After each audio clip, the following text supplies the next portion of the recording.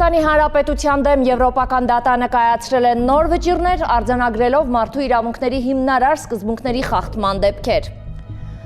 Խոսքը վերաբերում է այն դեպքերին, երբ քաղաքացիները պահվել են կալանքի տակ, սակայն դատարանի գնահատմամբ այդ կալանքը չի ունեցել բավարար իրավական հիմնավորում։ Եվրոպական դատարանն արձանագրել է, որ ազատությունից զրկելու անհրաժեշտությունը ազգային դատարանների կողմից պատշաճ կերպով չի հիմնավորել, փաստելով անձնական ազատության եւ անձեռնմխելիության իրավունքի խախտման մի շարք փաստեր։ Միջազգային այս վճիռները ոչ միայն վերականգնում են կոնկրետ անձանց խախտված իրավունքները, այլ նաև կրկին ուշադրության են հրավիրում այն հարցի վրա, թե ինչպես է Հայաստանում կիրառվում կալանքը որպես խափանման միջոց եւ ինչ համակարգային խնդիրներ են առկա արդարադատության ոլորտում։ Հայաստանի դեմ մի քանի նոր վճիռ է հրապարակել Մարդու իրավունքների Եվրոպական դատարանը։ Դատարանը մի շարք գործերով արձանագրել է Եվրոպական կոնվենցիայի 5-րդ հոդվածի խախտում կապված անձնական ազատության եւ անձեռնմխելիության իրավունքի հետ։ Խոսքը այն դեպքերի մասին է, երբ քաղաքացիները պահվել են կալանքի տակ, սակայն Եվրոպական դատարանի գնահատմամբ այդ կալանքը չի ունեցել բավարար իրավական հիմնավորում։ Այս վճիռները վերաբերում են մի քանի դիմումատուների գործերին, որոնցում դատարանը գտել է, որ ազգային դատարանները բավարար կերպով չեն հիմնավորել ազատությունից զրկելու անհրաժեշտությունը։ Այս գործերում դիմումատուների շահերը ներկայացրել է փաստաբան Լիպարիտ Սիմոնյանը։ Նրա խոսքով Եվրոպական դատարանի այս վճիռները եւս մեկ անգամ ցույց են տալիս, որ կալանքը որպես խափանման միջոց Հայաստանում հաճախ կիրառվում է առանց բավարար հիմնավորումների։ Նշված 3 որոշումները, որոնք իմ վստահորդներին են վերաբերվել, կայացվել են փետրվարի 26-ին ու պետք է մեծ ուրախությամբ նշեմ, որ ոչ միայն այդ օրը իմ գործերով է կայացվել որոշում, այլ նաև մեր գրասենյակի եւս 3 փաստաբանների, պարոն Հայկ Ալումյանի, Տիկին Նարինե Ռշտունու եւ Տիգրան Հայրապետյանի գործերով են կայացվել, կարծես թե այդ օրը մեր գրասենյակի համար ոնց ասած Եվրոպական դատարանը լավ որոշումներ է կայացրել։ Հիմա կոնկրետ այս գործերով նայեք հիմնականում 5-րդ հոդվածի 3-րդ կետի խախտման մասին է խոսքը եւ տվյալ դեպքում երկարատև կալանքներին են վերաբերվում, որ անձինք երկարատև են կալանքի տակ պահվել, դա է, ասենց ասած, կարելի ասել դրաֆերետային որոշումներ են, որոնց մեջ հղում է կատարվել նախկինում կայացված որոշումներին, մասնավորապես Արզումանյանը ընդդեմ Հայաստանի, Մուրադխանյանը ընդդեմ Հայաստանի գործերին։ Եվ կարևոր նշանակություն ունեն ներպետական դատարանների կողմից կալանքների երկարատև չլինելու հարցին, որպեսզի դատարանները ճիշտ գնահատեն եւ անձանց տևական ժամանակ կալանքի տակ չպահեն։ Վճիռներից մեկը վերաբերում է լրագրող Անի Հովհաննիսյանի գործին։ Եվրոպական դատարանը գտել է, որ նրա նկատմամբ կիրառված կալանքը բավարար իրավական հիմնավորում չի ունեցել, ինչի հետևանքով արձանագրվել է ազատության իրավունքի խախտում։ Դատարանը նաև սահմանել է փոխհատուցում։ Շեշտեմ, որ առաջինը, որ կայացվել է Անի Հովհաննիսյանի վերաբերյալ, գուցե կհիշեք անալիտիկ կայքի գլխավոր խմբագիր եւ տնօրեն Անի Հովհաննիսյանի վերաբերյալ էր, որը նույնպես նախաքննության եւ դատաքննության ամբողջ ընթացքում կալանքի տակ է պահվել եւ դատարանը փաստել է 5-րդ հոդվածի կոնվենցիայի 5-րդ հոդվածի 3-րդ կետի խախտում, նույնը վերաբերում է նաեւ Աշխարյանին, որը նույնպես ամբողջ նախաքննության եւ դատաքննության ընթացքում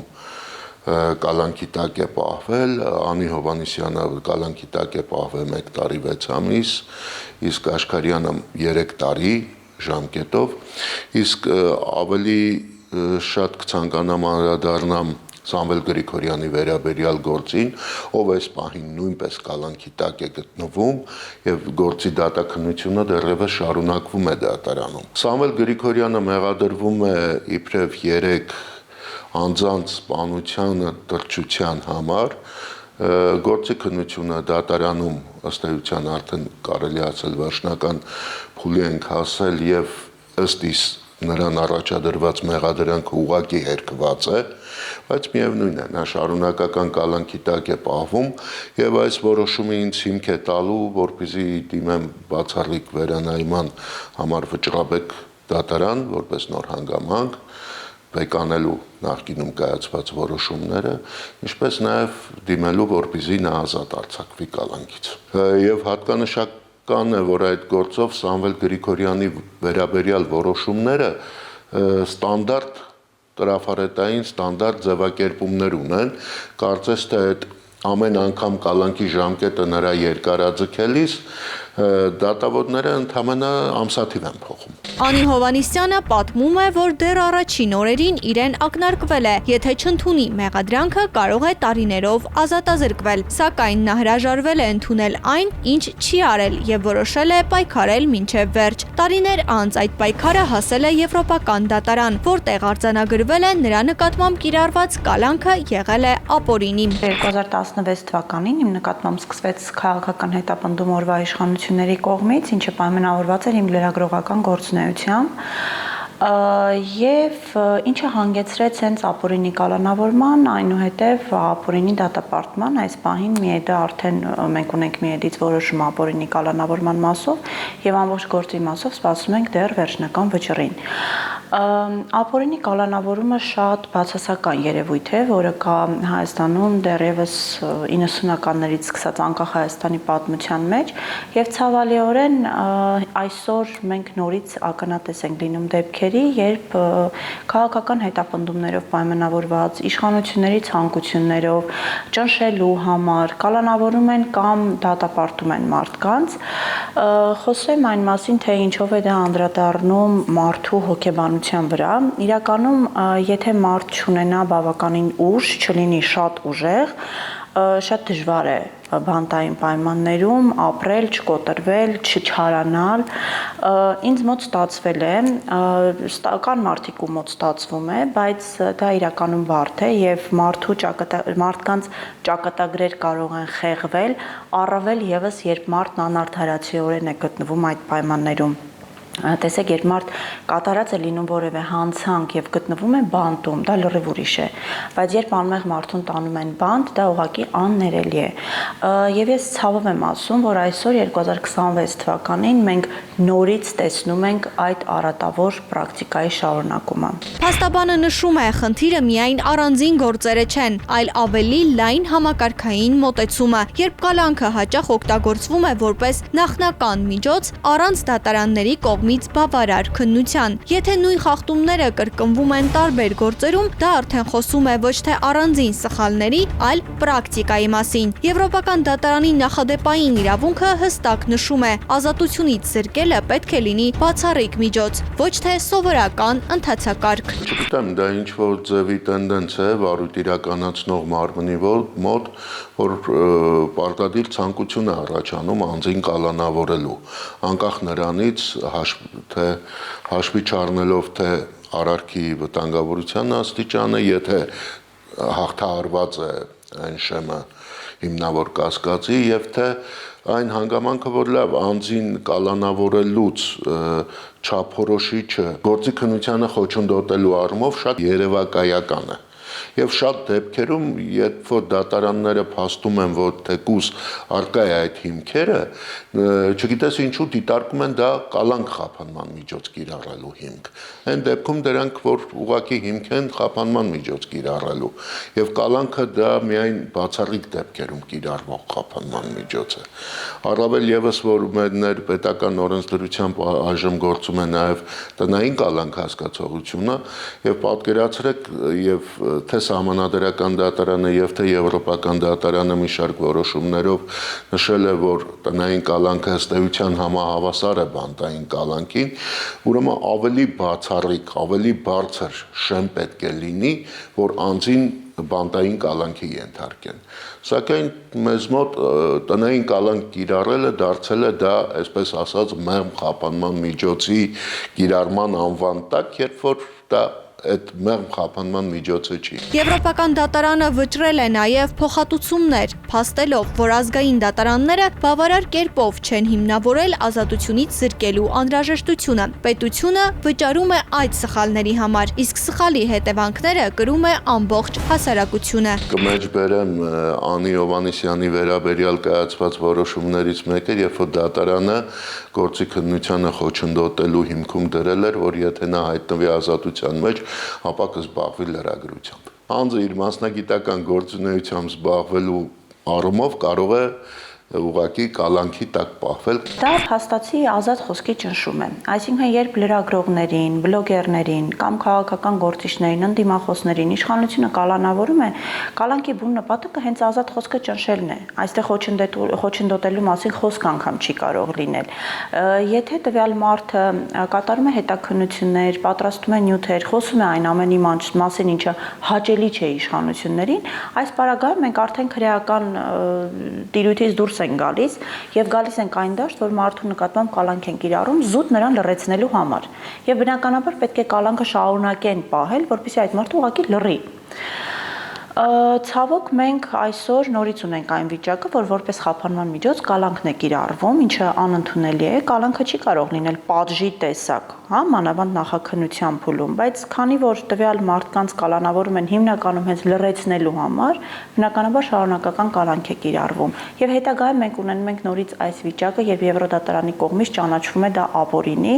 արդյունքում տուժում է պետությունը, ոչ թե այդ իշխանությունը։ Տեսեք, նույն 2016 թվականին տեղի ունեցող ապօրինությունների պատասխանը տալիս է Հայաստանի Հանրապետությունը, ուր են այսօր այդ իշխանությունները։ Հատկանշական է ընդգծել, որ Հայաստանում լրագրողական համայնքը միանշանակ դժվար իրավիճակում է։ Ամեն մեկը իր գործի դաշտում պայքարում է ազատ խոսքի սահմանափակումների, իրավական ճնշումների եւ տեղեկատվական ճնշումների դեմ։ Սակայն ընդհանուր համախմբվածություն կամ միասնական շարժում դժվար է նկատել։ Որոշ գործեր առաջնորդվում են միայն առանձին ձեռնարկներով կամ իրավապաշտպանների աջակցությամբ եւ հաճախ այն, ինչը հաջողվում է մեկ լրագրողին կամ մեկ գրասենյակին, չի վերածվում համակարգային փոփոխության։ Այդ պատճառով համակարգային խնդիրները, օրինակ ապօրինի կալանքների, ճնշումների եւ խոսքի ազատության սահմանափակման ոլորտում դեռ մնում են ամբողջ ոլորտի ամենամեծ մարտահրավերը։ Ես այս թեմայից բազմիցս խոսել եմ նաեւ իմ նկատմամբ իրականացված ապօրինի հետապնդումների ժամանակ, երբ նույն լրագրողական համայնքը բավականին պասիվ էր, այստեղ կցանկանամ հիշել միայն Գոհար Վեզիրյանին, ով միակն էր այդ համայնքից, ով դատարանը միջնորդություն ներկայացրեց, մեծ մասը չեզոք էին, չէին ցանկանում միջամտել, խառնվել, կային լրագրողներ, օրինակ նույն Թագուհի Թովմասյանը, Ժողովուրդ թերթը, ով ակտիվ իմ դեմ նյութեր էր հրապարակում ՀՔՑ-ի պատվերով, քանի որ հենց այդ նյութերի հիման վրա են իմ կալանքը հետաձգում երկարացնում ամեն անգամ։ Այս խնդիրը կա, շարունակում է մնալ, գիտեք, այստեղ շատ մի կարևոր հարց կա, լրագրողները, ովքեր համագործակցում են տարբեր քաղաքական ուժերի, միավորների, անձանց հետ, բնականաբար կաշկանդված են այդ մարդկանց գաղափարներով, բայց յուրաքանչյուր լրագրող կապ չունի ինքը որտեղ է աշխատում, պետք է գիտակցի, որ եթե հետապնդում են մեկ այլ լրագրողի, ով նույնիսկ իր հակառակ ճամբարից է քաղաքական առումով, ինքը պարտավոր է աջակցել եւ ամեն կերպ թույլ չտալ, որպեսզի տվյալ լրագրողը ենթարկվի հետապնդումների։ Պետք է լրագրողը վերջապես գիտակցի, որ իր գործունեությունը որպես լրագրող պայմանավորված չէ այն քաղաքական ուժով, որի հետ ինքն այսօր համագործակցում է։ Այդ քաղաքական ուժը կարող է լինել, չլինել, հա, մենք ինքներս ենք տեսնում ինչ է կատարվում եւ մի քանի տարի հետո չեն կարող ասել, թե որտեղ կլինեն այն ուժերը, ովքեր այսօր իշխանություն են։ Եվ լրագրողը, եթե իր համար առաջնային է իր մասնագիտությունը, դա ուղղակի իր մասնագիտական առաքելությունն է աջակցել մյուս լրագրողներին եւ ազատ խոսքի համար հետապնդվողներին։ Իդեպ չտարանջատենք, հա, որովհետեւ կան նաեւ բլոգերներ, տարբեր գործիչներ, ազատ խոսքի, մամուլի, ճնշումներին լրագրողները պարտավոր են արձագանքել։ Նույնիսկ եթե դրանք տեղի են ունենում իրենց ճակերտավոր թշնամիների նկատմամբ։ Ոչ թե դա անում են այդ մարդկանց համար։ Եթե 2016 թվականին նույն լրատվամիջոցները, լրագրողները, լրագրողական համայնքը իմ կողքին կանգներ եւ թույլ չտար նման ապօրինություն, 2026 թվականին գուցե մենք չունենայինք այսքան շատ հետապնդվողներ նորից ազատ խոսքի համար։ Եվ սա բոլորը պետք է անեն հենց իրենց համար, ոչ թե այդ հետապնդվողների, ոչ ոք երաշխավորված չէ հետապնդումներից։ Միջազգային դատարանների վճիռները ունեն կրկնակի նշանակություն։ Դրանք միայն չեն վերականգնում անհատի իրավունքները, այլ նաև մատնանշում են այն բացերը, որոնք պետք է լրացվեն համակարգային փոփոխություններով։ Ցանկացած որոշում Եվրոպական դատարանի դա ազդակ է ներպետական ատյաններին, արդարադատություն իրականացնող մարմիններին, որ պետք է իրականացվի համապատասխան կոնվենցիայի այսինքն ներպետական օրենքներն էլ պետք է,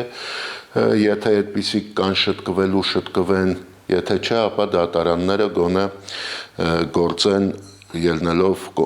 Եվրոպական դատարանի կողմից նախատեսած չափանիշներով։ Մասնավորապես, եթե այս դեպքերին նայենք, դա երկարատև անազատության մեջ պահելուն է վերաբերվում, կան այսօր էլ կան գործեր, որ անձինք պատկերացրեք 8 տարի է անձի վերաբերյալ գործը տարբեր 3 դատավորների կողմից քննվելու արդյունքում շարունակվում է եւ անձին գտնվում է դեռևս կալանքի տակ։ Եվ դատարանները մեխանիկորեն էլի երկարաձգում են կալանքները, իսկ վերադասաճանները ուղղակի էլ տրաֆարետային որոշումներով թողնում են անփոփոխ։ Գուցե հույս ունեմ, որ այս որոշումներից հետո այդ հարցին էլ կարողանա ներպետական ատյանները ճիշտ լուծումներ տան։ Ամենակարևորը այն, ինչ մի առանձին դեպքում ճանաչվում է ապօրինի, պետք է դառնա հստակ ուղեցույց բոլորի համար, պետական մարմինների եւ իրավապահների կողմից։ Միայն այդ կերպ հնարավոր կլինի կառուցել այն վստահելի, արդար եւ միջազգային չափանիշներին համապատասխան համակարգը, որի վրա կարող է հենվել հասարակության վստահությունը։ Աբովյան քրեակատարողական հիմնարկում բացահայտվել է հերթական կոռուպցիոն դեպքը։ Իրավապահ մարմինների տվյալներով համայնքային կառույցի պաշտոնատար անձը կաշառք է ստացել դատապարտյալի օգտին ապօրինի գործողություն իրականացնելու դիմաց։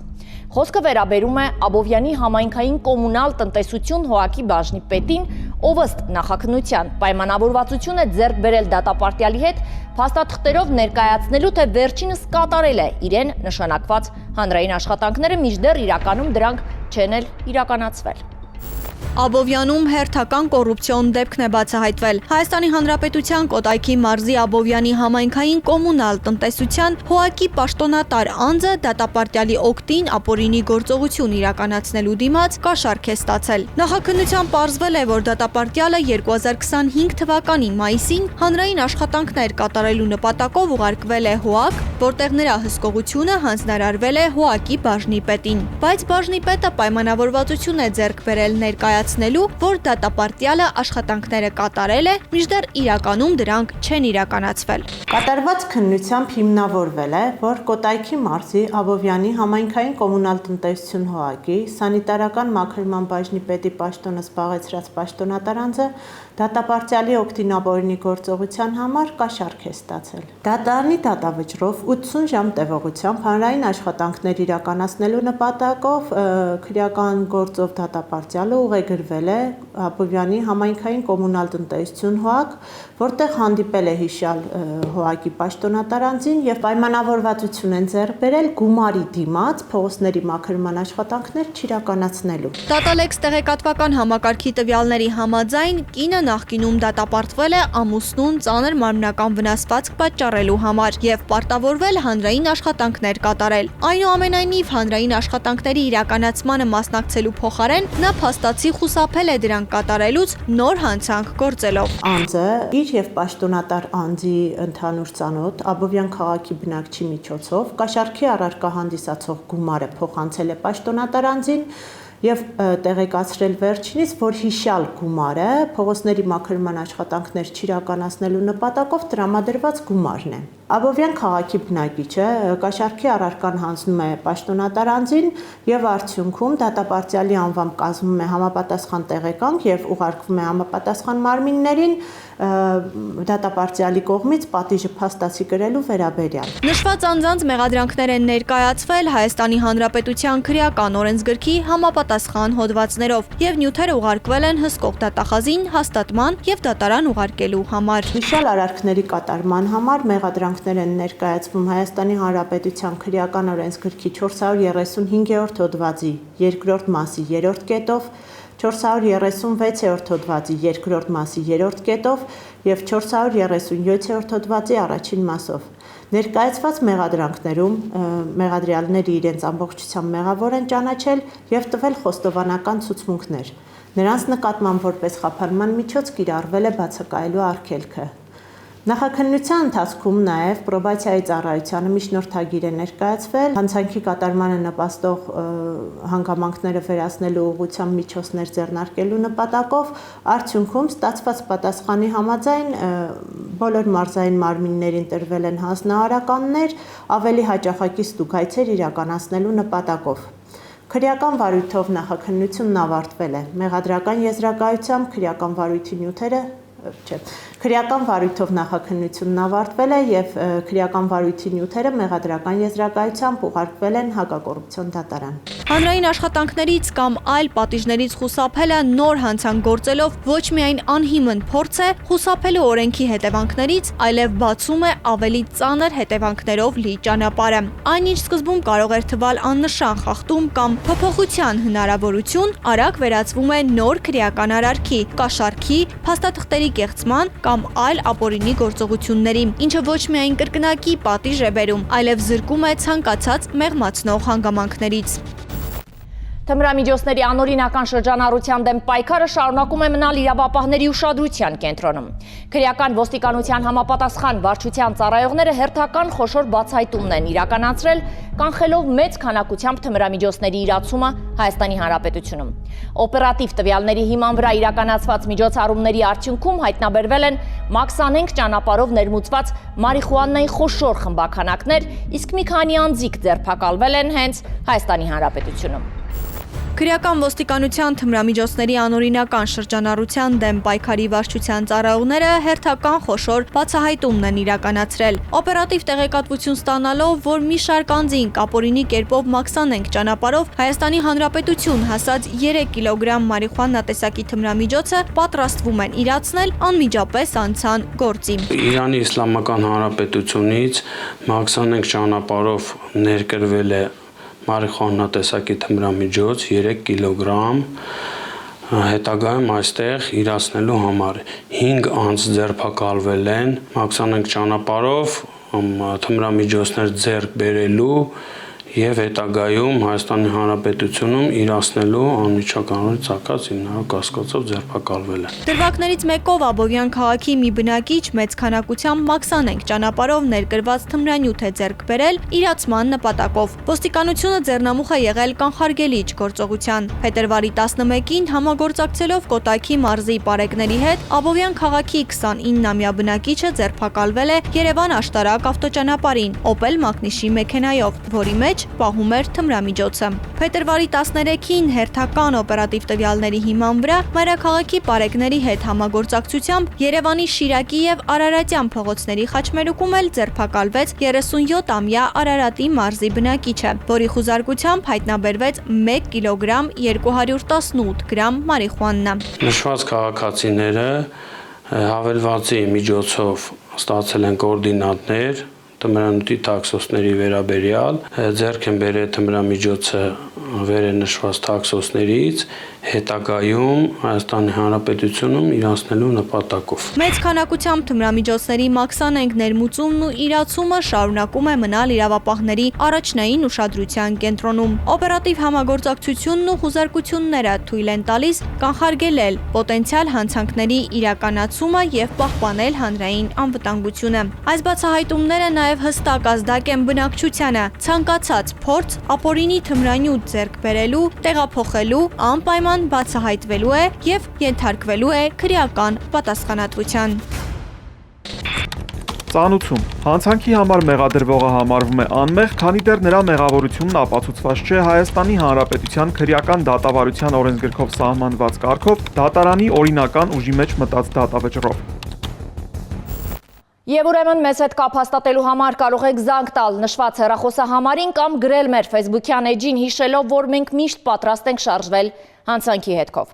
Իսկ այս պահին կարևոր է իմանալ էջն է, որի շրջանակում երկրի լավագույն մասնագետների մասնակցությամբ բարձրաձայնում ենք այն խնդիրը, որի վերաբերյալ տեղեկատվությունը ձեզ համար կարևոր է իմանալ։ Եվ հենց այս պահին կարևոր թեմայի քննարկման համար հրավիրել ենք տաղավար Բաբկեն Պիպոյանին, իրազեկ եւ պաշտպանված սպառողների հասարակական կազմակերպության նախագահ։ Բարև ձեզ, պարոն Պիպոյան, շնորհակալ եմ մեր հրավերն ընդունելու համար։ Առաջարկում եմ միանգամից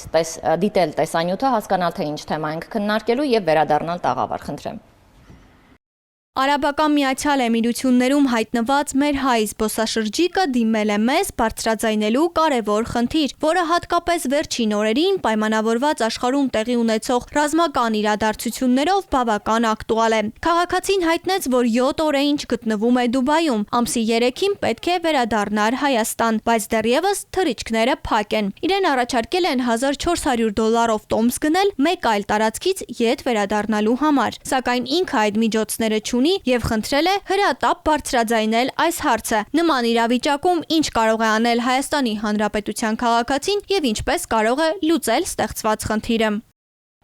Շնորհակալություն։ Արդիական խնդիր ունենք։ Այս օրերին գրեթե բոլորը բախվում են նման իրավիճակի։ Պետք է հասկանալ, թե ինչ իրավունքներ ունեն սպառողները այս պարագայում։ Պետք է հստակ տարանջատենք սպառող իրավունքները, որովհետեւ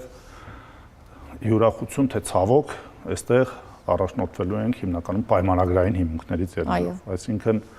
ամենևին պատահական չէ, որ մենք անընդհատ ասում ենք, որ բոլոր այն ընկերությունները, ովքեր ձեզ պայմանագիր չեն առաջարկում, այս ընկերությունների հետ փորձեք չաշխատել։ Եվ աշխատեք այն ընկերությունների հետ, որտեղ պայմանագիրը կա։ Երկրորդ արդեն, որ քաղաքացին ինքը պարտավոր է իմանալ եւ հույս ունեմ կոնկրետ դեպքում կա, թե ինչ կետեր պարտադիր պետք է ներառված լինեն այս պայմանագրում։ Եվ ավելին հստակ պատկերացում կազմելու համար է դա նաև մարդուն պետք թե տնտեսվարող սուբյեկտը, որը որ ծառայություն մատուցողն է փաստացի, ինչ պարտավորություններ է ստանձնում, ինչու որովհետև չի բացառվում անգամ այդ պայմանագիրը վավեր չլինի վաղը, ինչու որովհետև պարտադիր պահանջներ լինի, որ ինքը պարտավոր լիներ, որ պետք է այս պայմանագրում ներառած լիներ եւ չի ներառել։ Բայց այստեղ եւս հիմա պետք է տարանջատենք խնդիրը, որովհետև հարցադրումն իսկապես լավն է եւ պայմանագրից ելնելով կարող ենք ասել, բայց այն որ այստեղ չի բացառվում նաեւ բացի քաղաքացին եւ տնտեսվարողը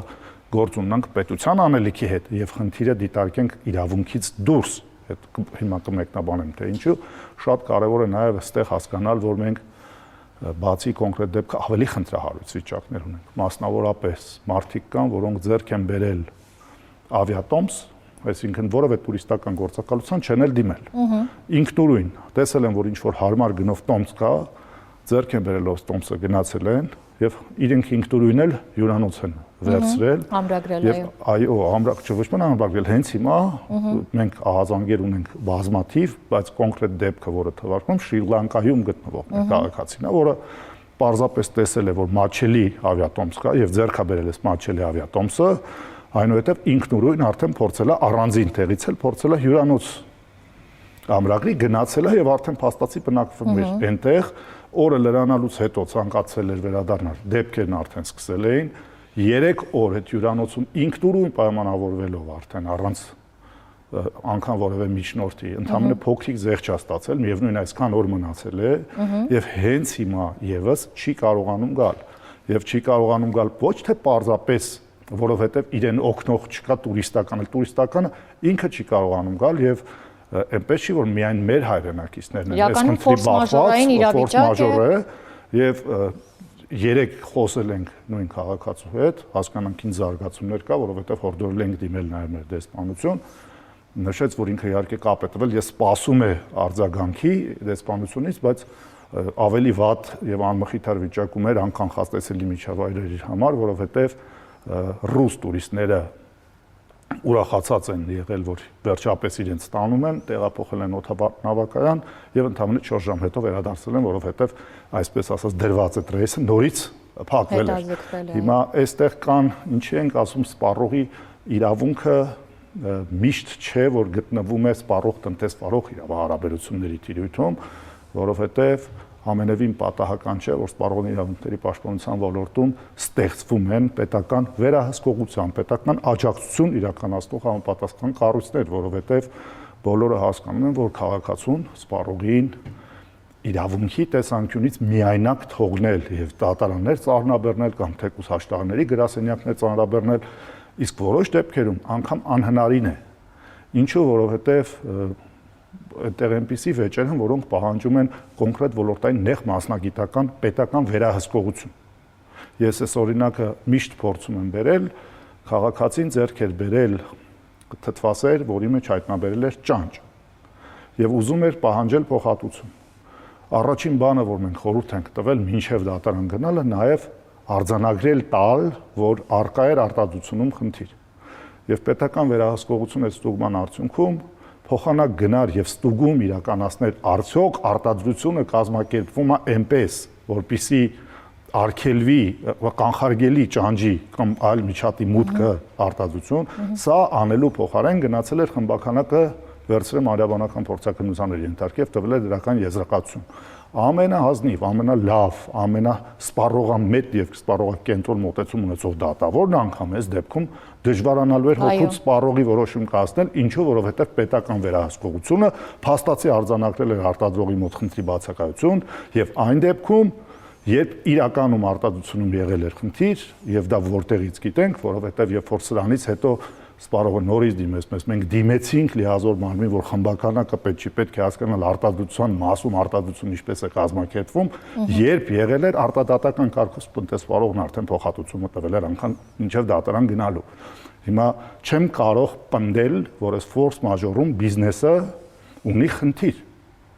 Արդյոք խնդիր համագործակցել, ոչ թե մեղավորություն, այլ պարտականություն համագործակցել պետական մարմինների հետ եւ աջակցել։ Անխոս ունի,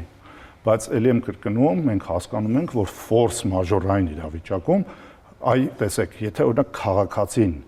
չկարողանար կապ հաստատել եւ կարողանար կապ հաստատել միայն ընկերության հետ, ով իրենց ծառայությունը մատուցում, եւ այս ընկերությունը իրենից հասանելիք անպատասխան տեղեկատվությունը չփոխանցեր, այո կդառնար անբարեխիղճ եւ միգուցե այլ գործիքակազմերով հնարավոր կլիներ նրան բերել դեպի բարեխիղճության դաշտ։ Համենայն դեպս այս պահին մենք ունենք այնպիսի իրավիճակ, որ անհատական մակարդակում իրավունքի պաշտպանությունը բախվելու է խոչընդոտի եւ այս պահին ավելի շատ ոչ թե առաջին փուլում պետք է քննարկենք ոտնահարված իրավունքի փոխհատուցման մեխանիզմները եւ այլն, հա, ինչ մոտեցում արժի ցուցաբերել, այլ առաջի հերթին պետք է լուծենք դեռ չլուծված խնդիր, որովհետեւ ի վերջո մարդիկ դեռևս չեն կարողանում գալ, որովհետեւ օբյեկտիվորեն հենց հիմա մարդիկ կան, ումից պահանջում են 1.5 միլիոն դրամ մեկ անձի համար, որպեսզի արագ կարողանան տեղափոխել Չինաստանով դեպի Հայաստան, բայց մարդիկ այս պահին այդ 3 միլիոն դրամը չունեն պարզապես որ գան։ Սա իսկապես ֆորս մաժոր է, սա համաշխարհային մասշտաբներ ստացող մեծ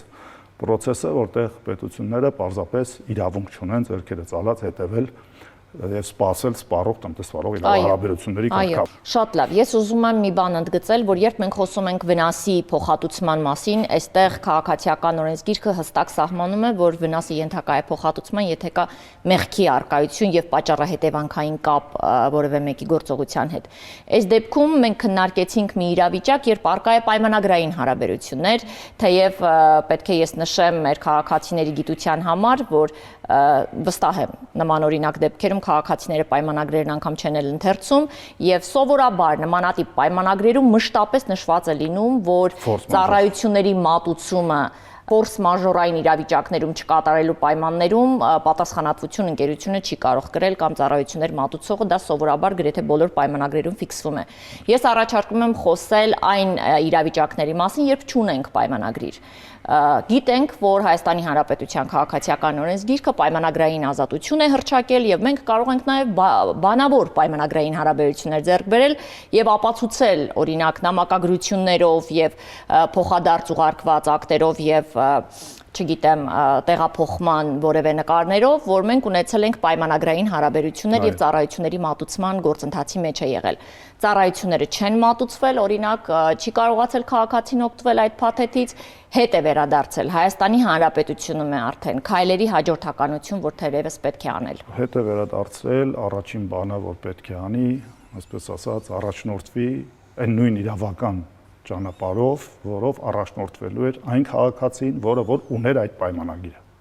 Ավելի լավ ուղենիշ իր համար, ավելի լավ ճանապարհ իսկությունը ամբողջ շղթայի բարձելու համար չկա, այսինքն գլոբալ իմաստով, եթե պայմանագիր ունեցող քաղաքացու մոտ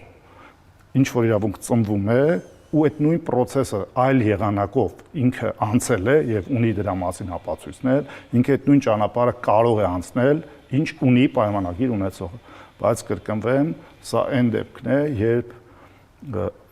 զուտ իրավունքի տեսանկյունից երբ որ գալիս ենք, գերակշռող մեծամասնության դեպքում իրավունք ծնվելու է բացառապես, եթե պետությունը կրում է սոցիալական պատասխանատվություն եւ ինքը գալիս է քաղաքացու կողքը կանգնելու այս վիճակից դուրս բերելու գործի հարցում, այսինքն որքանով է սա ժամանակավրեպ է շատ արագ գնահատականներ տալու համար, որովհետև եմ կրկնում շղթան մեծածավալ ուսումնասիրություն է ենթադրում, իսկ մինչև մեր հայրենակիցները չվերադառնան, մենք իրական վնասի չափը